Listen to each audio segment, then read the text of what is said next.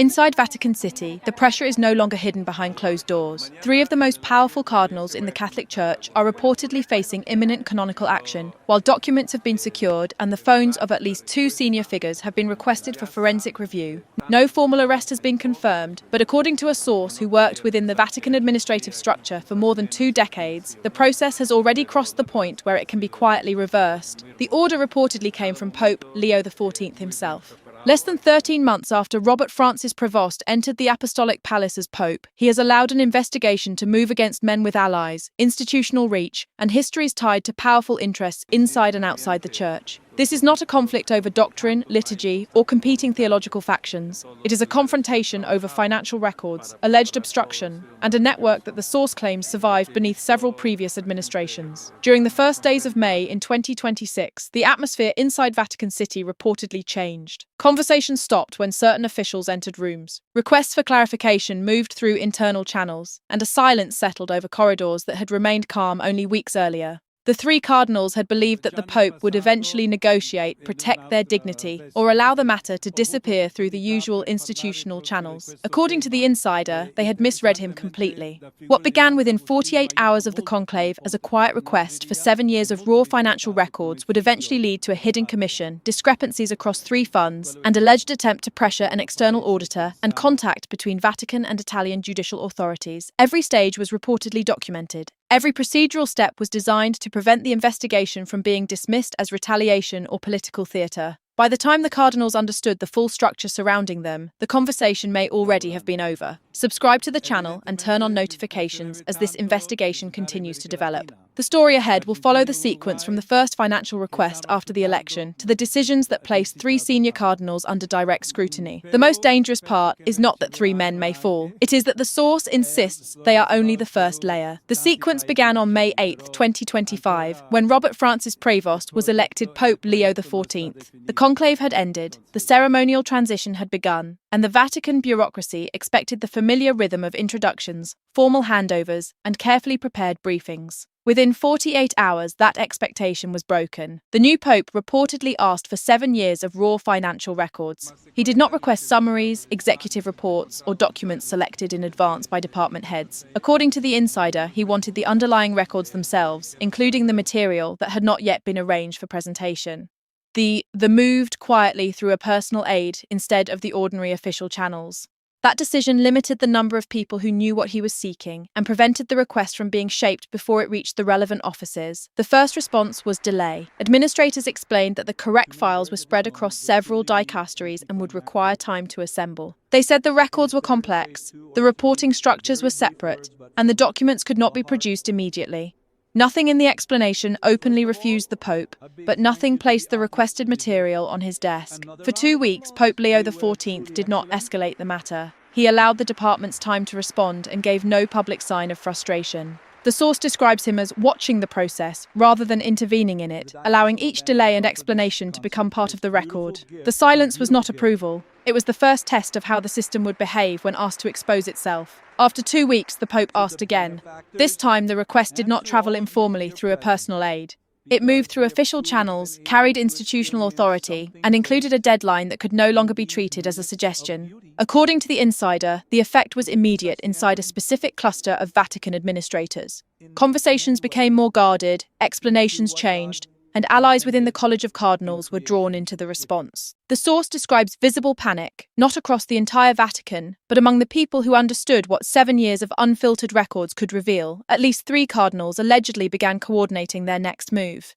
Their response was not described as cooperation. It was described as an effort to block, delay, and redirect the review without appearing to defy the Pope openly. Documents could be produced slowly, routed through additional offices, or separated from the records that gave them context. The purpose, according to the insider, was to control what reached the Apostolic Palace and when it arrived. The source goes further and alleges that some financial documentation was not merely delayed, but altered. It presents this as part of an established method that had been used before whenever scrutiny moved too close to the same network. Under previous administrations, the strategy had allegedly relied on institutional patience, divided authority, and the expectation that confrontation would eventually become too expensive. The 3 cardinals believed that the same calculation would protect them again.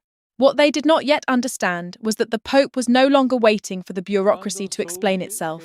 The deadline had transformed a quiet request into a measurable act of resistance.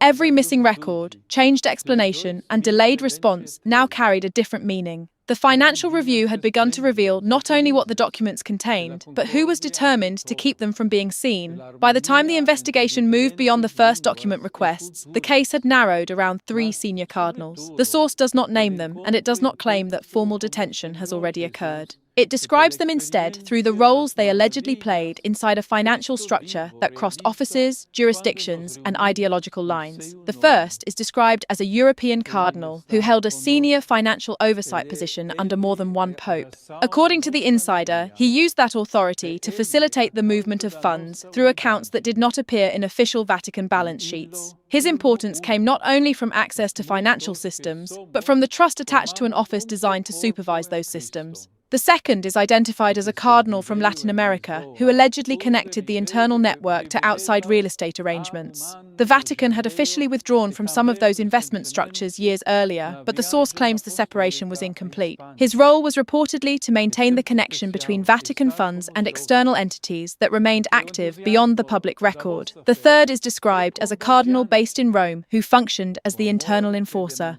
According to the source, he was responsible for preventing inconvenient documents from reaching senior desks and for controlling the consequences faced by officials who asked persistent questions. Some were reassigned, others were sidelined, and the message was delivered without the need for public confrontation. Together, the 3 men allegedly formed different parts of the same mechanism. One controlled financial access, one connected the network to external structures, and one protected it from internal scrutiny. Their backgrounds and theological positions were not the source of their alliance. What united them was the practical value each brought to a system that could not have survived through one office alone. The investigation described in the article had therefore moved past the question of isolated irregularities. It was examining whether authority had been used deliberately to conceal transactions, redirect oversight, and punish resistance. That distinction mattered because it placed senior ecclesiastical power inside the evidentiary chain. The case was no longer only about money.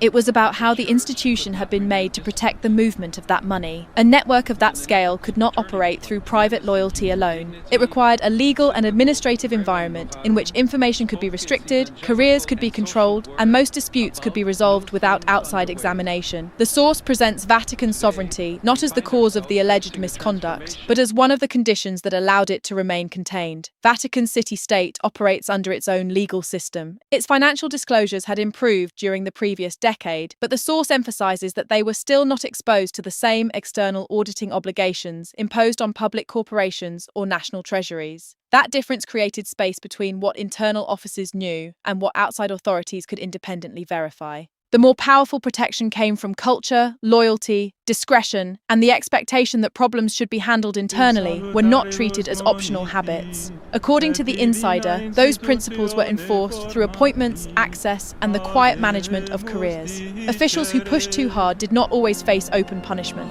A meeting disappeared from a calendar, a transfer arrived without explanation, or a promising assignment moved to someone else. The system did not need dramatic threats because every experienced administrator understood what institutional isolation looked like. That environment also made resistance appear reasonable to those inside it. A delayed file could be defended as procedure, a reassignment could be described as ordinary administration, and a missing document could be blamed on the complexity of several dicasteries. Each act remained small enough to deny, even when the combined effect protected the same network.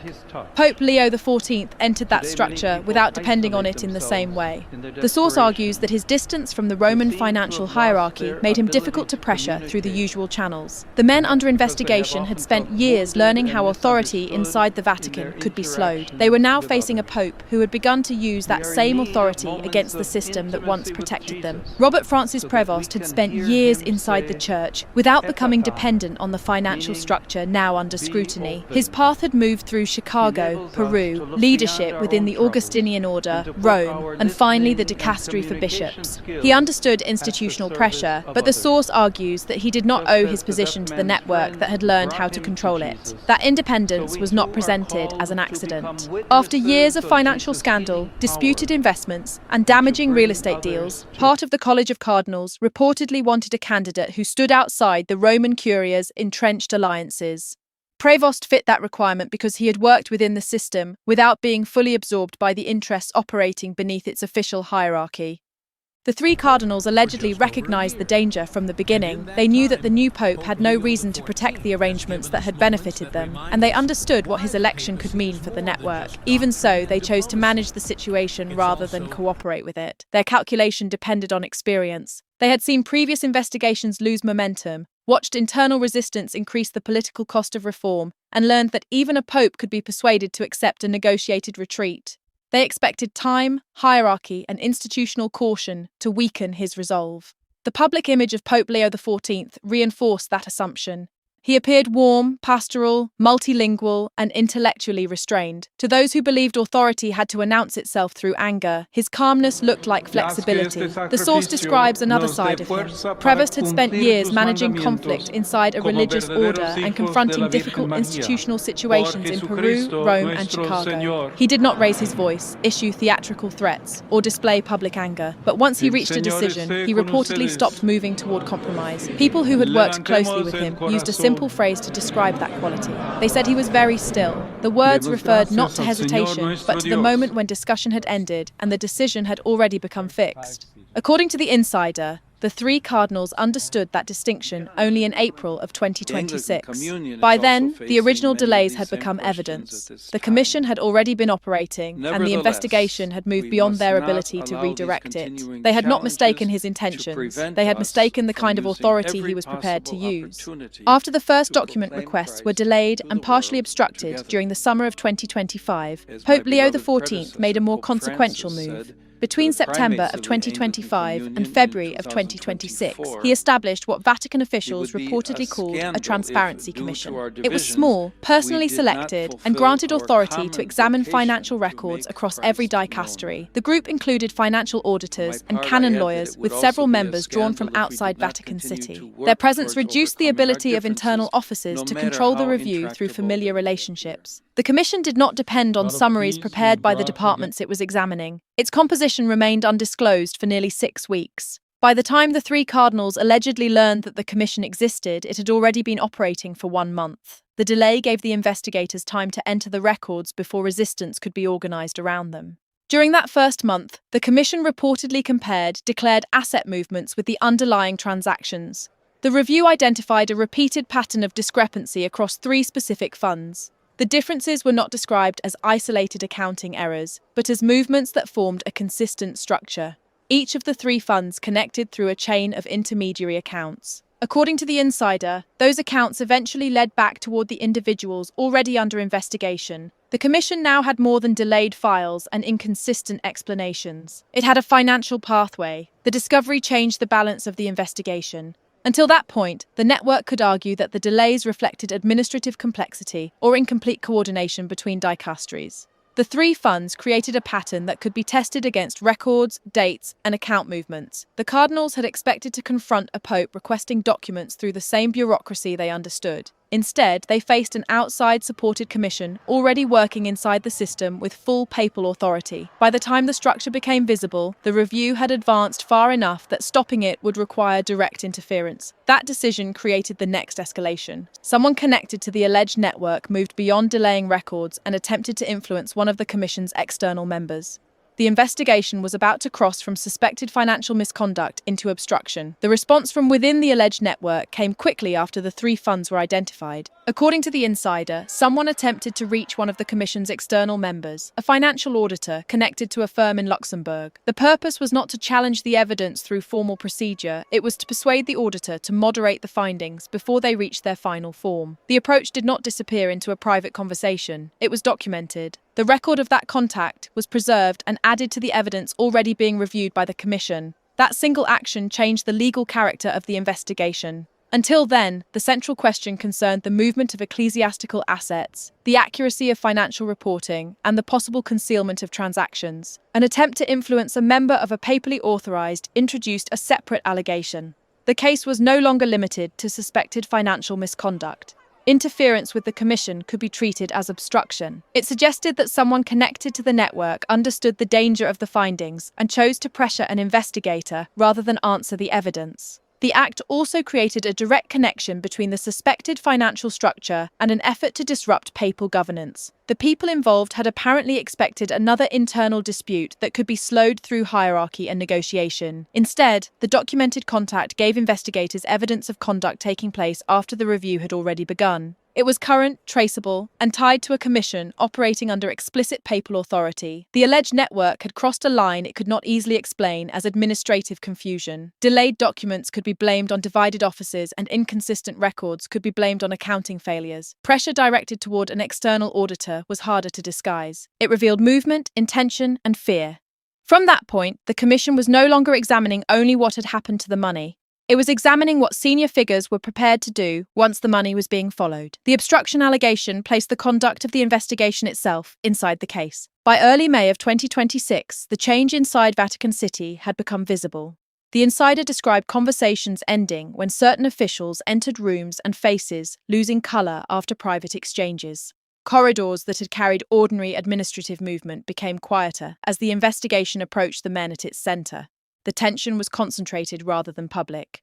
No announcement had been made in St. Peter's Square, and no formal arrest had been confirmed. Inside the administrative structure, however, officials reportedly understood that the process had entered a new phase. On May 10th, the phones of at least 2 of the 3 cardinals were requested for forensic review. The request was transmitted through the Gendarmerie Corps of Vatican City State, the Vatican's internal security apparatus. It was not described as a violent seizure, but it carried the authority of an investigation the cardinals could no longer dismiss. The 2 men reportedly complied, though not without significant protest. They demanded clarification about the legal foundation for examining their devices and questioned the authority under which the request had been issued. Their objections did not stop the review. The legal basis came from the Pope's position inside Vatican City State. Pope Leo XIV was not acting only as the spiritual leader of the Catholic Church. He was also the sovereign of a state with its own legal institutions, investigative authorities, and judicial procedures. A properly issued papal mandate carried a force that was extremely difficult to challenge within Vatican jurisdiction. The source presents the phone request as another carefully controlled step, formally authorized rather than improvised. The investigators were not moving outside the system. They were using the system's highest authority. The cardinals had believed that political cost would restrain the Pope before the case reached their personal devices. They expected negotiation, delay, or an exit that would allow every side to preserve its standing. The forensic request showed that Pope Leo XIV had accepted the cost of confrontation. His response remained controlled. There was no public anger, no theatrical condemnation, and no speech announcing a purge. The phones were requested, the protests were recorded, and the process continued. That stillness was the quality the 3 cardinals had misunderstood. They had interpreted restraint as uncertainty and patience as weakness. By May 10th, the silence surrounding the investigation no longer protected them. It belonged to the authority closing around them. The investigation now stood at the intersection of Vatican penal law and canonical authority. The financial allegations concerned possible fraud, breach of fiduciary duty, and misuse of ecclesiastical assets within Vatican City State. The obstruction allegation extended the case beyond disputed transactions because it involved possible interference with a commission established directly under papal authority. The consequences could reach far beyond resignation. If the proceedings advanced and the allegations were sustained, the 3 cardinals could be prohibited from holding ecclesiastical office. Removal from the College of Cardinals would require a specific act by Pope Leo XIV, placing the final institutional decision directly in his hands. The source also identifies possible detention within Vatican City or house arrest in a designated ecclesiastical residence. It does not describe automatic transfer to an Italian prison or immediate prosecution under Italian law. Such action would require a separate arrangement with Italian authorities, and the insider considered that outcome possible in theory, but unlikely within the Vatican's traditional exercise of its own jurisdiction. Every procedural distinction mattered, because the Pope was confronting men who understood the institution's legal defences.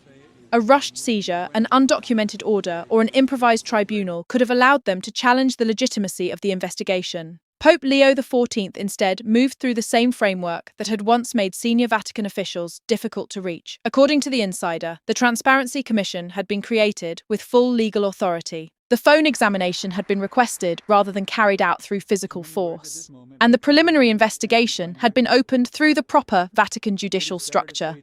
Each document and authorization reduced the space in which the cardinals could argue that the Pope had acted outside his authority. That method also separated the case from a political purge. No cardinal had been condemned in advance, and the formal procedure still allowed each man to receive notification, retain canonical counsel, and submit a defense. The pressure came from the fact that the process could not simply be ignored once the tribunal delivered its notice. The insider believed formal notifications would follow within several days of the May 10th phone review. A tribunal representative would personally inform each cardinal of the allegations and the period allowed for a response. Once that occurred, institutional rumour would become a legal confrontation with written charges, fixed deadlines, and consequences that could no longer be negotiated through private influence.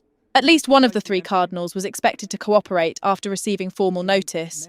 The insider refused to identify him, but suggested that his testimony could confirm critical details about the wider network. The other two were considered less likely to accept the process without resistance.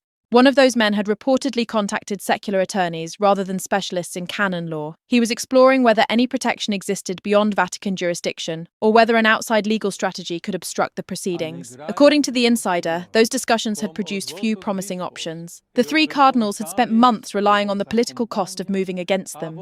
They now faced a process designed to make that cost irrelevant to the legal outcome.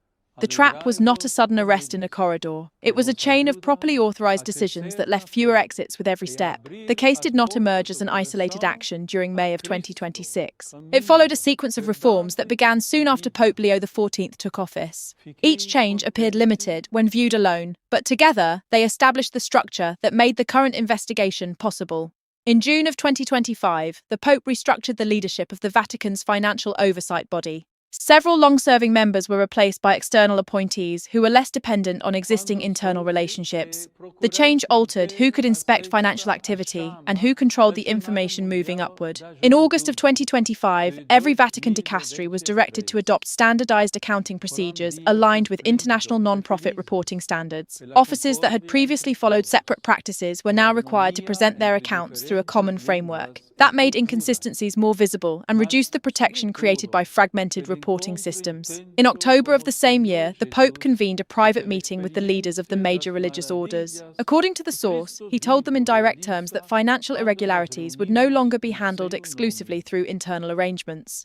The meeting signalled that the reform would extend beyond the central offices of Vatican City. In January of 2026, Pope Leo XIV changed the leadership of the Secretariat of State. Two individuals described as central to the old network's operations were removed from their positions. The action weakened another layer of protection before the investigation became visible to the wider Vatican community. The three cardinals had reportedly received warnings from their allies throughout this period. They were told that the Pope possessed specific information, had identified specific targets, and was not carrying out reform merely to create a public appearance of accountability. They continued to believe that tradition and political pressure would prevent him from reaching sitting members of the College of Cardinals. Their confidence also depended on the assumption that any investigation could be framed as ideological retaliation. The source explicitly rejects that interpretation. The three cardinals came from different regions, intellectual traditions, and theological positions within the Church. What connected them was not doctrine. It was their alleged participation in a financial network that required cooperation across ideological divisions. That structure made the case more dangerous because it could not be dismissed as one faction using papal power to destroy another. The insider then widened the investigation beyond the three men. The Commission's evidence allegedly pointed toward other officials who were not primary participants, but had known what was happening. Some may have benefited indirectly, while others protected themselves by remaining silent when intervention was still possible. Those individuals formed what the insider called additional layers. Their exposure would depend partly on whether one of the three cardinals cooperated and confirmed the network's operation on the record. The first formal proceedings could therefore determine how deeply the Commission would continue moving through Vatican administration. When asked whether Pope Leo XIV understood the scale of what had been uncovered, the insider answered without hesitation. He claimed the Pope had known the full reach of the network since February of 2026. The uncertainty was not whether the investigation would continue, but how the Pope would control the institutional consequences once it did. Removing three sitting cardinals would send a message to every member of the College of Cardinals. It would demonstrate that papal authority was not only spiritual or symbolic, but executive and enforceable within Vatican jurisdiction. Bishops, national churches, secular governments, and Catholics around the world would watch how that authority was used. The Pope reportedly understood that every action would carry consequences beyond the men under investigation. He moved carefully because a legally justified decision could still provoke backlash, destabilize relationships, and alter the balance between the papacy and the College of Cardinals. Yet, the movement did not stop. The three cardinals were no longer presented as the full case. They were the first visible layer of an investigation that had crossed financial offices, external accounts, and the highest levels of ecclesiastical authority. What happened to them would decide whether the Vatican ended the process at three names or allowed the evidence to lead further. Formal notifications were expected within days of the May 10th phone review. One cardinal was believed likely to cooperate, and his testimony could determine whether the investigation stopped with three men or moved into the wider network identified by the Commission. The case had already reached beyond Vatican City. According to the insider, Vatican authorities had confidentially notified Italian judicial officials that the matter was being handled under Vatican jurisdiction. Pope Leo XIV was not only pursuing an internal investigation, he was preventing outside authorities from taking control of it. The three cardinals had believed the political cost would force him to retreat. Instead, he used the Vatican's own legal structures, documented every step, and continued moving without public drama. Subscribe to the channel and turn on notifications for the next development. The three cardinals may be the first layer, not the final one.